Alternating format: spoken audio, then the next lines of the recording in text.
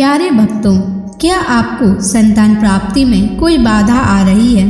क्या आप चाहते हैं कि आपका पुत्र एक तेजस्वी और स्वस्थ संतान हो? क्या आपके संतान जन्म के बाद बार बार स्वास्थ्य समस्याएं हो रही हैं? तो आपको शनि महाराज का इस मंत्र का जाप अवश्य करना चाहिए, क्योंकि यह मंत्र बहुत ही शक्तिशाली और अचूक मंत्र है।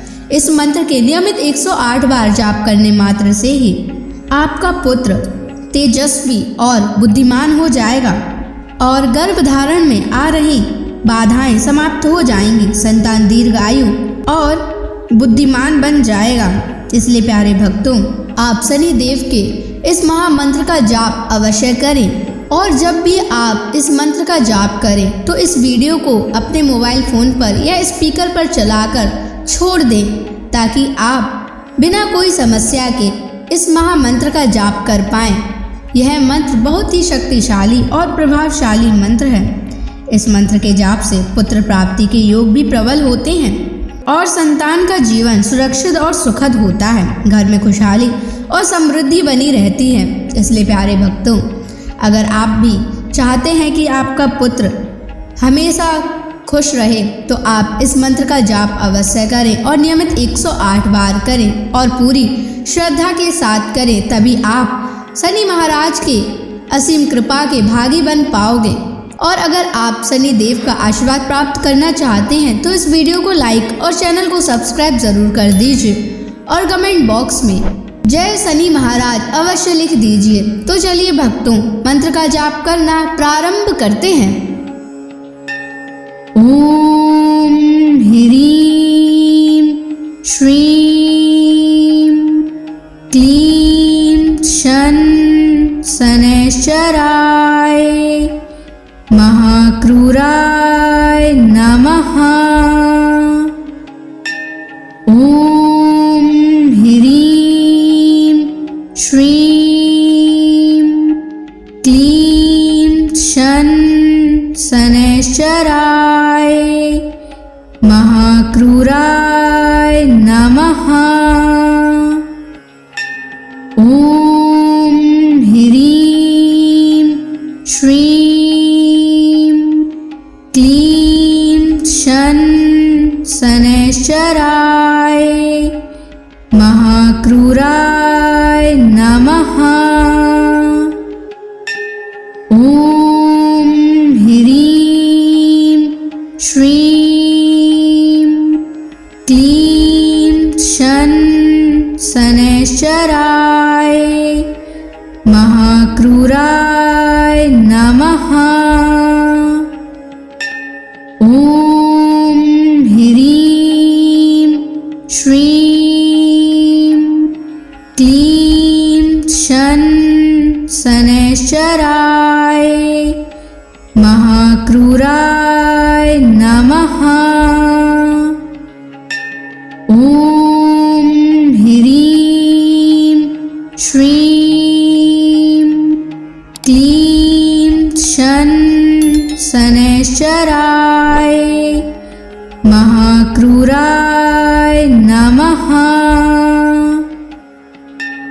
ओम ह्रीं श्रीं क्लीं शन शनैश्चराय महाक्रूराय नमः। ओम ह्रीं श्रीं क्लीं शन शनैश्चराय महाक्रूराय नमः। ओम ह्रीं श्रीं क्लीं शन शनैश्चराय महाक्रूराय नमः।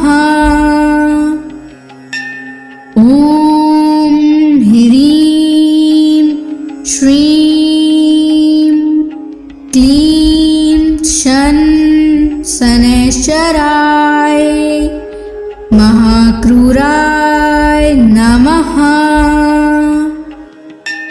ओम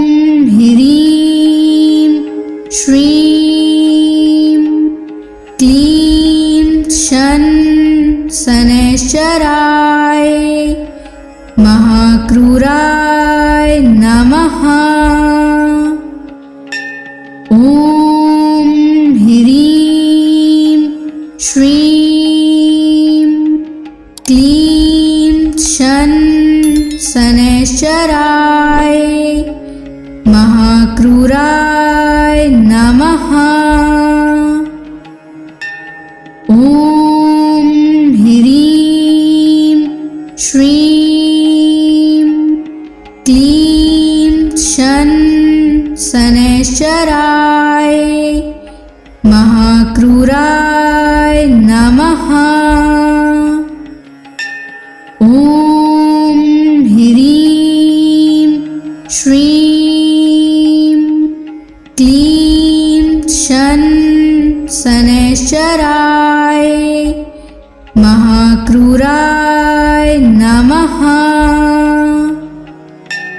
ॐ ह्रीं श्रीं क्लीं शनैश्चराय महाक्रूराय नमः।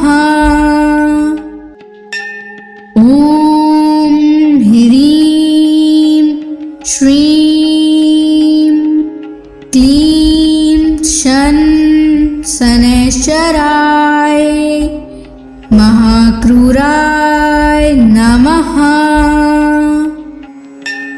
ॐ ह्रीं श्रीं क्लीं शनैश्चराय महाक्रूराय नमः।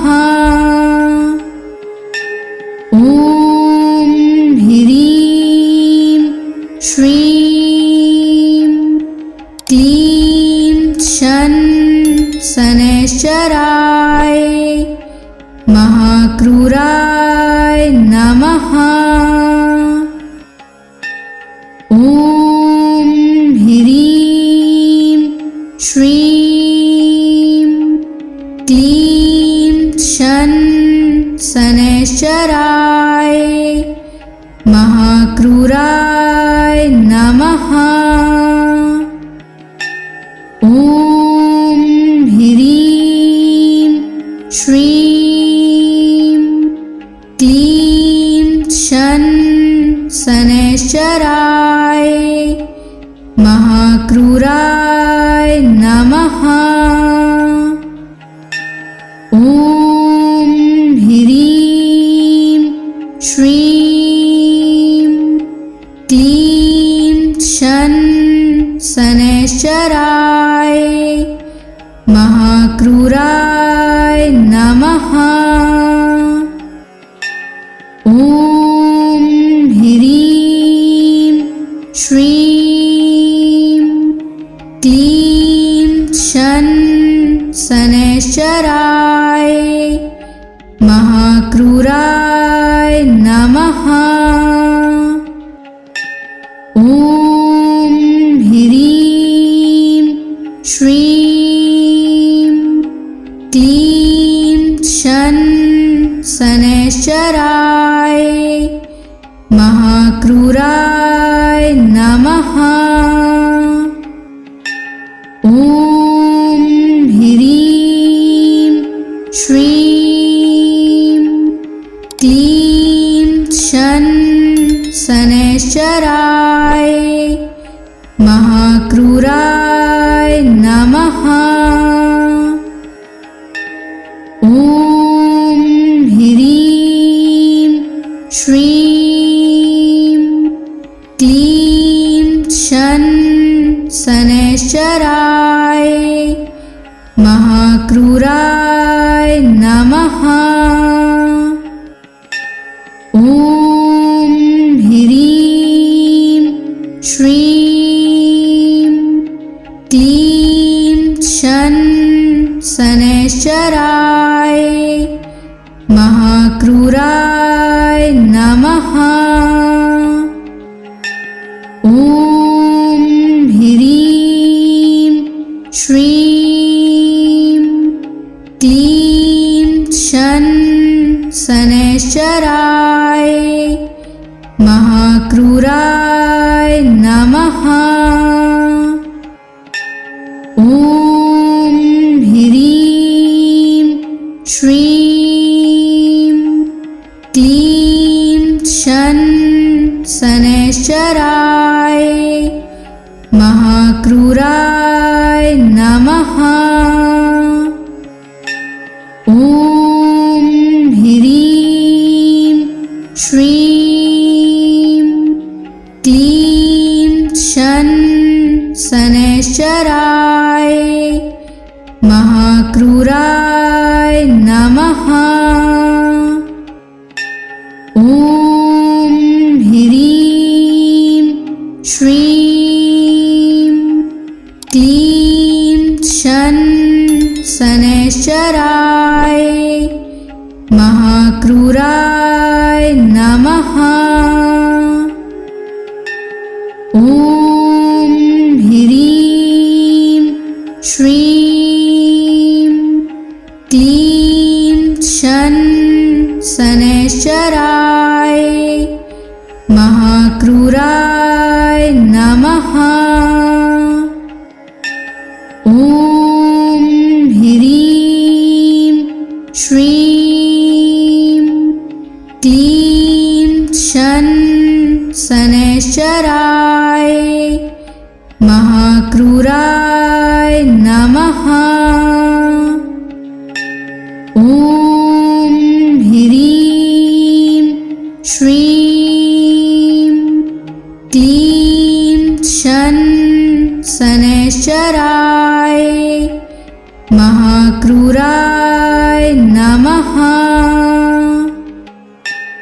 ॐ ह्रीं श्रीं क्लीं शन शनैश्चराय महाक्रूराय नमः।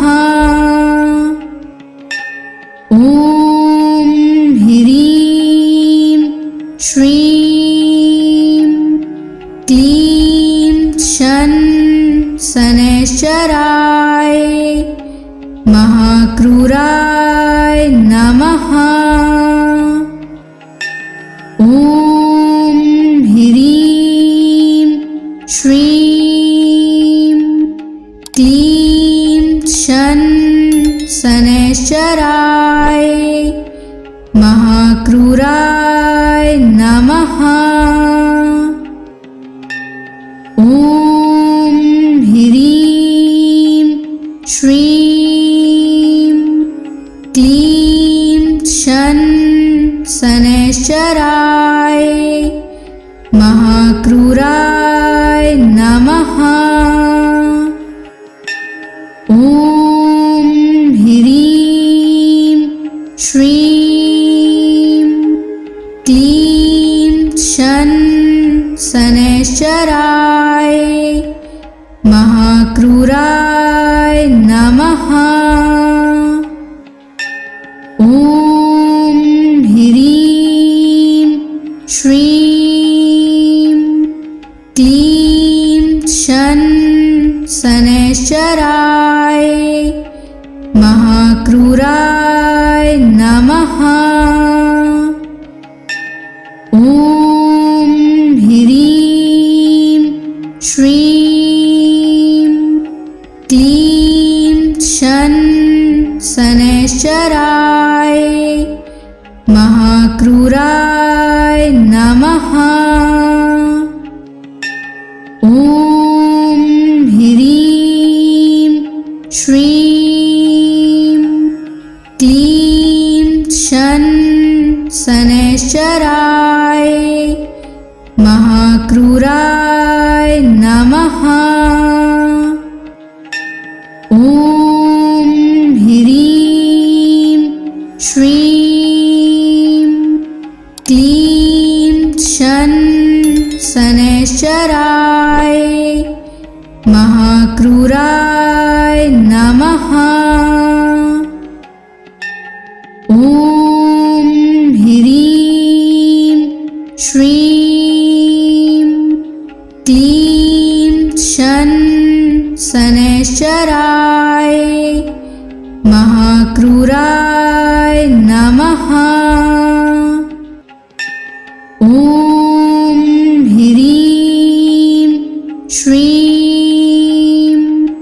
क्लीं शन शनैश्चराय महाक्रूराय नमः।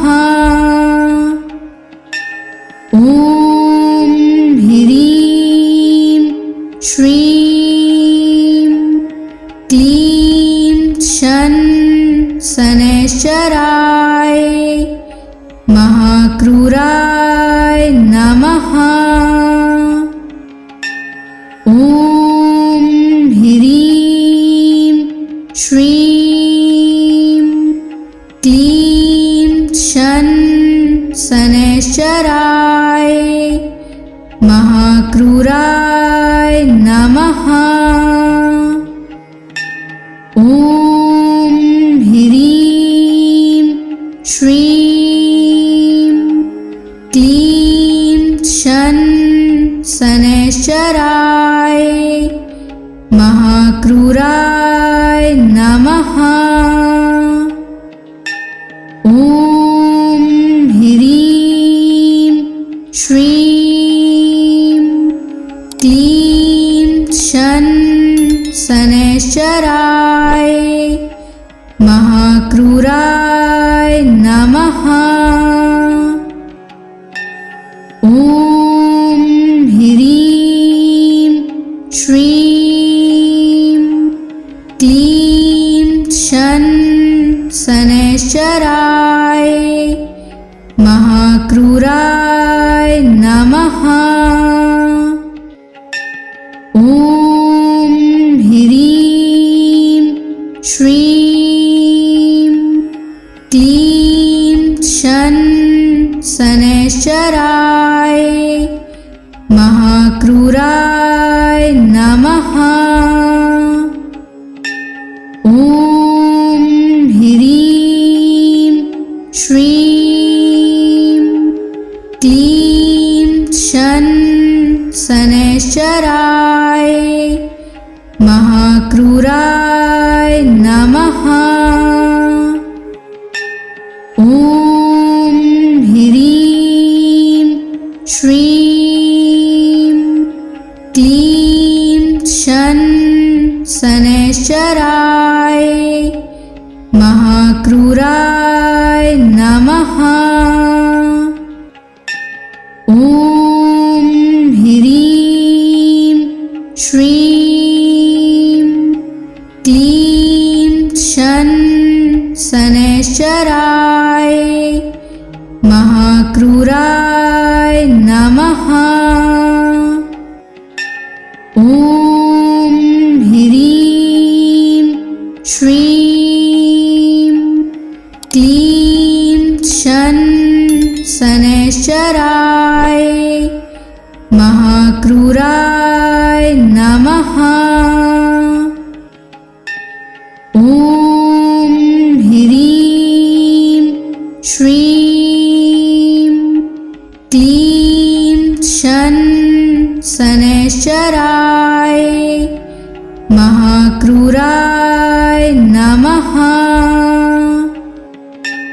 ॐ ह्रीं श्रीं क्लीं शन शनैश्चराय महाक्रूराय नमः। ॐ ह्रीं श्रीं क्लीं शन शनैश्चराय महाक्रूराय नमः। ॐ ह्रीं श्रीं क्लीं शन शनैश्चराय महाक्रूराय नमः। ॐ ह्रीं श्रीं क्लीं शन शनैश्चराय महाक्रूराय नमः। ॐ ह्रीं श्रीं क्लीं शन शनैश्चराय महाक्रूराय नमः। ॐ ह्रीं श्रीं क्लीं शन शनैश्चराय महाक्रूराय नमः। ॐ ह्रीं श्रीं क्लीं शन शनैश्चराय महाक्रूराय नमः। ॐ ह्रीं श्रीं क्लीं शन शनैश्चराय महाक्रूराय नमः। ॐ ह्रीं श्रीं क्लीं शन शनैश्चराय महाक्रूराय नमः। ॐ ह्रीं श्रीं क्लीं शन शनैश्चराय महाक्रूराय नमः। ॐ ह्रीं श्रीं क्लीं शन शनैश्चराय महाक्रूराय नमः।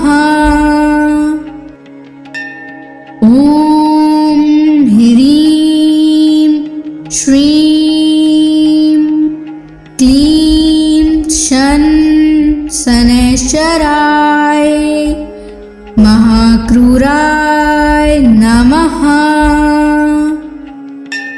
ॐ ह्रीं श्रीं क्लीं शन शनैश्चराय महाक्रूराय नमः। ॐ ह्रीं श्रीं क्लीं शन शनैश्चराय महाक्रूराय नमः।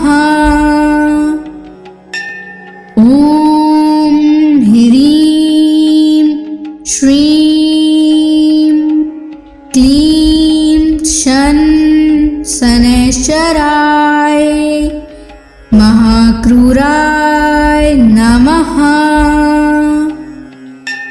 ॐ ह्रीं श्रीं क्लीं शन शनैश्चराय महाक्रूराय नमः। ॐ ह्रीं श्रीं क्लीं शन शनैश्चराय महाक्रूराय नमः। ॐ ह्रीं श्रीं क्लीं शन शनैश्चराय महाक्रूराय नमः। ॐ ह्रीं श्रीं क्लीं शन शनैश्चराय महाक्रूराय नमः। ॐ ह्रीं श्रीं क्लीं शन शनैश्चराय महाक्रूराय नमः।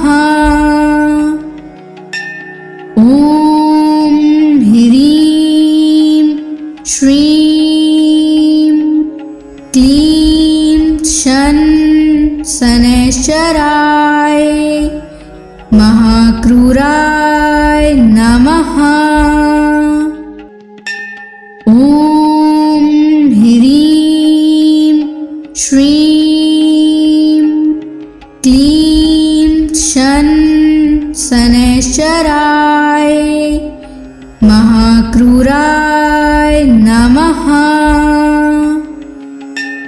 ॐ ह्रीं श्रीं क्लीं शन शनैश्चराय महाक्रूराय नमः। ॐ ह्रीं श्रीं क्लीं शन शनैश्चराय महाक्रूराय नमः। ॐ ह्रीं श्रीं क्लीं शन शनैश्चराय महाक्रूराय नमः।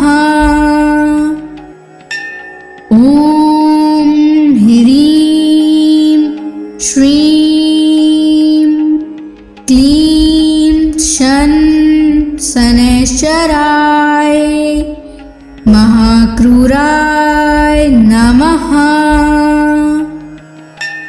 ॐ ह्रीं श्रीं क्लीं शन शनैश्चराय महाक्रूराय नमः। ॐ ह्रीं श्रीं क्लीं शन शनैश्चराय महाक्रूराय नमः। ॐ ह्रीं श्रीं क्लीं शन शनैश्चराय महाक्रूराय नमः। ॐ ह्रीं श्रीं क्लीं शन शनैश्चराय महाक्रूराय नमः। ॐ ह्रीं श्रीं क्लीं शन शनैश्चराय महाक्रूराय नमः। ॐ ह्रीं श्रीं क्लीं शन शनैश्चराय महाक्रूराय नमः। ॐ ह्रीं श्रीं क्लीं शन शनैश्चराय महाक्रूराय नमः।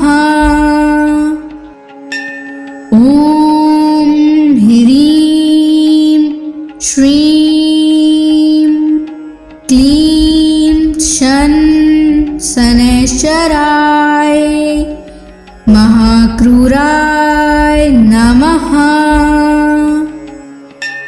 ॐ ह्रीं श्रीं क्लीं शन शनैश्चराय महाक्रूराय नमः।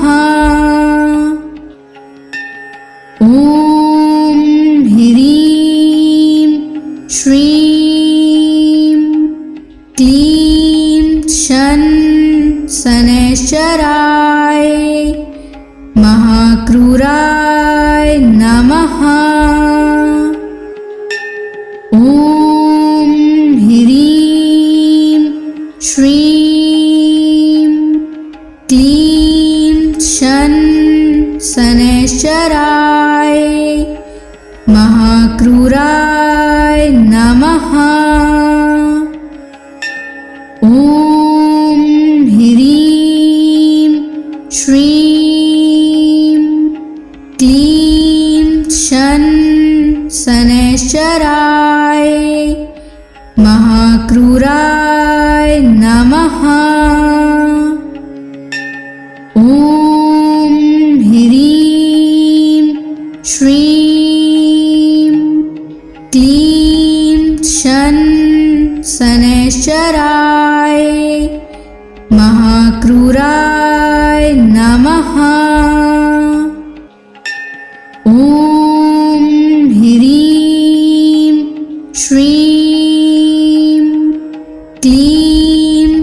शन शनैश्चराय महाक्रूराय नमः। ॐ ह्रीं श्रीं क्लीं शन शनैश्चराय महाक्रूराय नमः। ॐ ह्रीं श्रीं क्लीं शन शनैश्चराय महाक्रूराय नमः। ॐ ह्रीं श्रीं क्लीं शन शनैश्चराय महाक्रूराय नमः। ॐ ह्रीं श्रीं क्लीं शन शनैश्चराय महाक्रूराय नमः। ॐ ह्रीं श्रीं क्लीं शन शनैश्चराय महाक्रूराय नमः। ॐ ह्रीं श्रीं क्लीं शन शनैश्चराय महाक्रूराय नमः। ॐ ह्रीं श्रीं क्लीं शन शनैश्चराय महाक्रूराय नमः। ॐ ह्रीं श्रीं क्लीं शन शनैश्चराय महाक्रूराय नमः। ॐ ह्रीं श्रीं क्लीं शन शनैश्चराय महाक्रूराय नमः। ॐ ह्रीं श्रीं क्लीं शन शनैश्चराय महाक्रूराय नमः। ॐ ह्रीं श्रीं क्लीं शन शनैश्चराय महाक्रूराय नमः। ॐ ह्रीं श्रीं क्लीं शन शनैश्चराय महाक्रूराय नमः। ॐ ह्रीं श्रीं क्लीं शन शनैश्चराय महाक्रूराय नमः। ॐ ह्रीं श्रीं क्लीं शन शनैश्चराय महाक्रूराय नमः। ॐ ह्रीं श्रीं क्लीं शन शनैश्चराय महाक्रूराय नमः। ॐ ह्रीं श्रीं क्लीं शन शनैश्चराय महाक्रूराय नमः। ॐ ह्रीं श्रीं क्लीं शन शनैश्चराय महाक्रूराय नमः। ॐ ह्रीं श्रीं क्लीं शन शनैश्चराय महाक्रूराय नमः। ॐ ह्रीं श्रीं क्लीं शन शनैश्चराय महाक्रूराय नमः। ॐ ह्रीं श्रीं क्लीं शन शनैश्चराय महाक्रूराय नमः। ॐ ह्रीं श्रीं क्लीं शन शनैश्चराय महाक्रूराय नमः। ॐ ह्रीं श्रीं क्लीं शन शनैश्चराय महाक्रूराय नमः। ॐ ह्रीं श्रीं क्लीं शन शनैश्चराय महाक्रूराय नमः। ॐ ह्रीं श्रीं क्लीं शन शनैश्चराय महाक्रूराय नमः। ॐ ह्रीं श्रीं क्लीं शन शनैश्चराय महाक्रूराय नमः। ॐ ह्रीं श्रीं क्लीं शन शनैश्चराय महाक्रूराय नमः। ॐ ह्रीं श्रीं क्लीं शन शनैश्चराय महाक्रूराय नमः।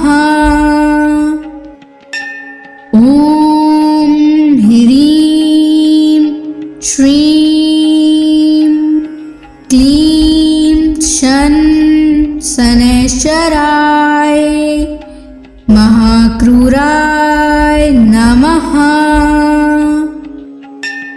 ॐ ह्रीं श्रीं क्लीं शन शनैश्चराय महाक्रूराय नमः। ॐ ह्रीं श्रीं क्लीं शन शनैश्चराय महाक्रूराय नमः।